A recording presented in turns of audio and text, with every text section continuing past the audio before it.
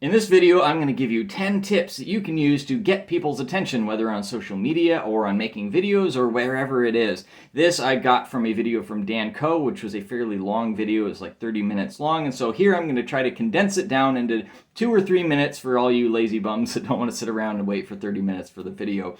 So number one is to use numbers and use specific numbers. So if you say, I lost 35 pounds in 60 days, well, you're using specific numbers rather than I lost a lot of weight fast.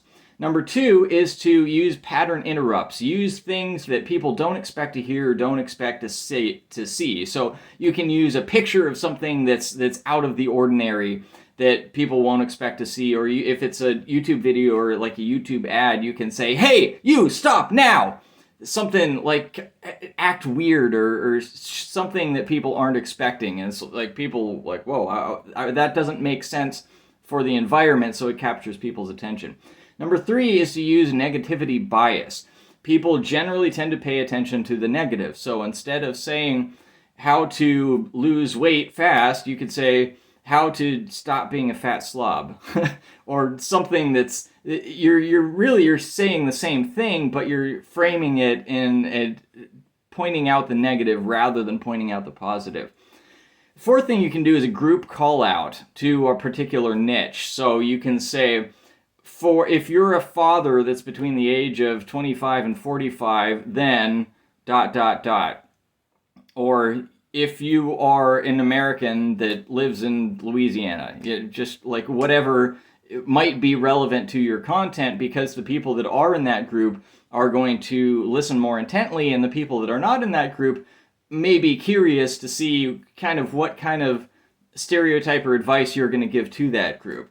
So that's the fourth one. Number five is a problem or a pain call out. So if you suffer from depression, if you are overweight, if you can't find a match on Tinder, whatever is painful to people, if you call it out and kind of resurface that pain, then people are probably going to listen to you.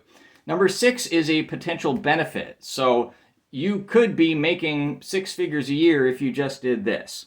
7 is social proof or results. And he says social proof, but I think he's more talking about specific results, not like, here are all the people that have tried this thing. It's more like, I made this much money, or I lost this much weight, or here's why I have this amazing relationship, something like that. But the trick here is that you don't want to brag, you don't want to seem like you're bragging, you don't want to seem like you're cocky or arrogant. So the trick is to kind of humble brag.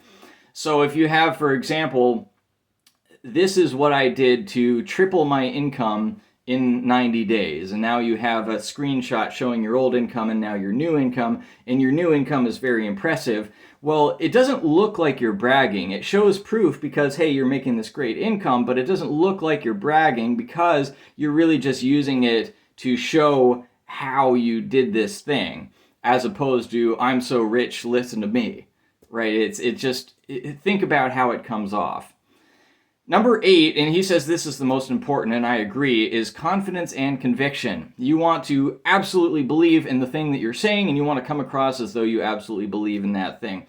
And so there's a few subpoints there, a few different ways that you can do that. Number 1, eliminate uncertain words. So don't say it seems like, don't say maybe, don't say possibly, right? And if you're saying that this is the greatest thing in the world, is more powerful than this might be one of the greatest things in the world, right? You see the difference there. You want to speak in absolutes, which is similar, right? This is the greatest thing in the world is more absolute than this might be one of the greatest things in the world. And then another thing is to exaggerate your claims or exaggerate your points. And all of these, by the way, if you want a great example, listen to Donald Trump. He is an absolute master at this. Number 9 is to use active voice rather than passive voice. So instead of saying the store was visited by 9 people, you say 9 people visited the store. It's just a more engaging way of speaking. So you don't say like by the thing was done by the person, right? You say the person did the thing. It's more straightforward. It's hard to describe exactly, but it just comes off better. And then finally, number 10 is warnings or cautionary advice. So what are the pitfalls that the people might run into. So here is the biggest mistake that I made when I was trying to lose weight.